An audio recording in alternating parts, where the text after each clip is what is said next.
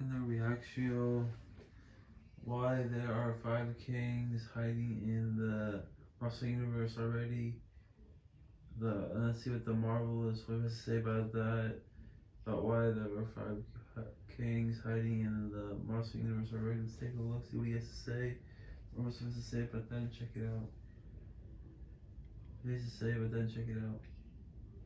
As the arrival of Kang the Conqueror gets closer and closer to the big screen, fan excitement continues to grow in anticipation. We recently received confirmation that the first Kang variant we'll see on the big screen is known as Warrior Kang, and for a full breakdown of this version, be sure to check out our video dissecting Jonathan Major's physical transformation, as well as his quotes on this version of the Conqueror. While many fans are ecstatic to see this version, he is far from the only iteration of the Warlord that is set to appear. So which version of Kang from the comics are most likely to make appearances in the near future in the MCU? Which of his variants can most likely be expected to see within the next couple of years before the multiversal saga finally concludes? Well, stick with us today, watchers of the Marvel Multiverse, and let's discuss some of Kang's most popular variants and assess where and when we might see them in their MCU debuts. The first variant to discuss is actually not a villainous version of the Warlord, but might actually be an invaluable asset to the Avengers in defeating Kang.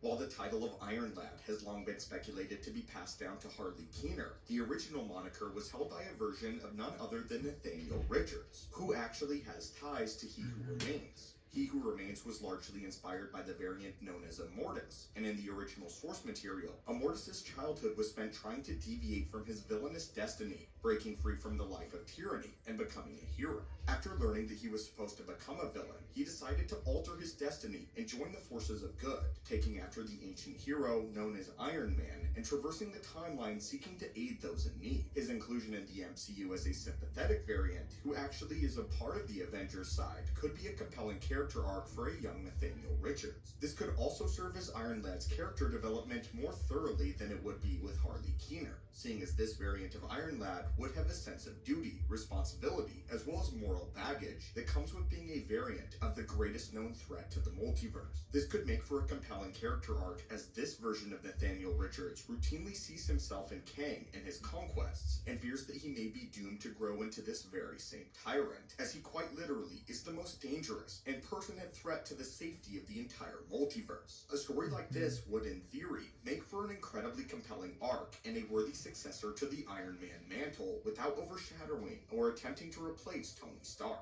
A story like this would mirror Tony Stark's battle against his own inner demons, except instead of Tony confronting his past, Reed Richards would confront his future. And since the story of Far From Home centered around Peter Parker realizing that he would never be the next Iron Man, Peter could grow into a fully developed adult Spider-Man following No Way Home.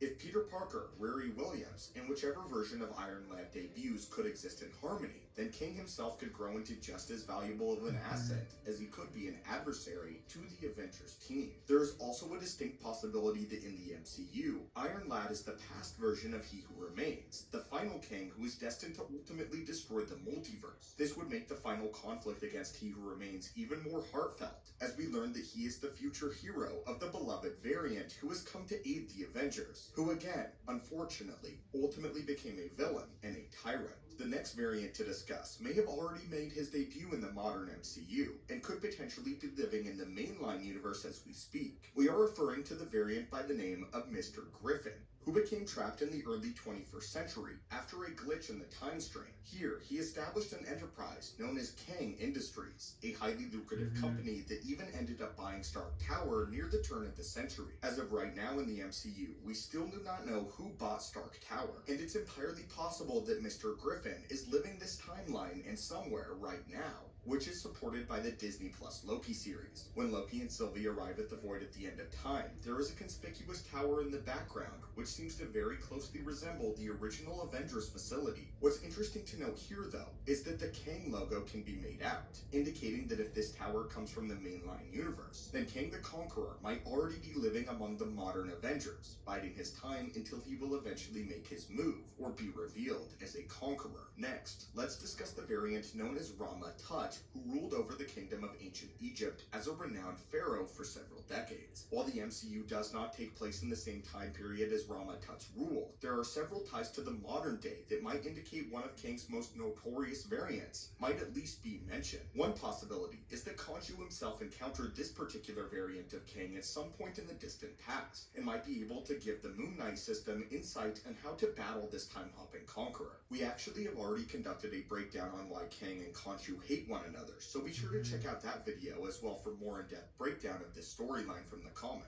It's also entirely possible that some members of the primary timeline will venture back into ancient Egypt, much like how the Fantastic Four did in Fantastic Four number 19, wherein they found themselves in ancient Egypt during the height of Kang's regime. Here, they chased him back into the future, and if this storyline is adapted for the MCU's iteration of the Fantastic Four, then we might see them face this particular version of the Conqueror, perhaps even with the help of Moon Knight. The final variant we'll be discussing today might have ties to the upcoming third entry in the Ant-Man series, that of course being Quantumania.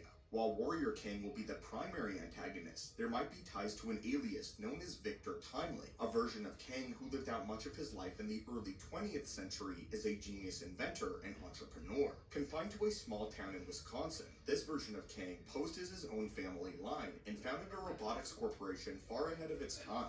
What makes this version of Kang compelling and ties him to the third Ant-Man film is the association with Chronopolis, a city-structured time nexus. Chronopolis exists at the intersection of time, allowing anyone within the city to access any point in the time whenever they wish. And it has been long believed that Chronopolis will be adapted into live action when Ant-Man and the Wasp: Quantumania debuts early next year. The Quantum City that we see is primarily inspired by Chronopolis according to various rumors, and if this is to be believed, then we might see a version of Kang inherit this kingdom and run his empire from the Quantum Realm.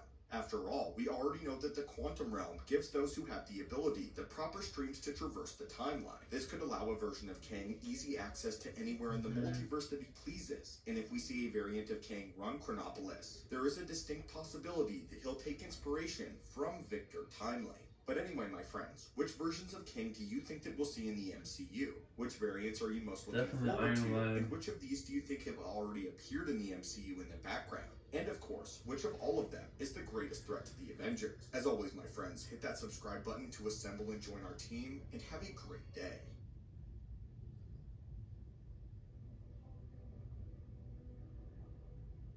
Yeah, please subscribe, like this video. Thanks for watching. Have a great night. Thanks for watching, and see you guys. Bye.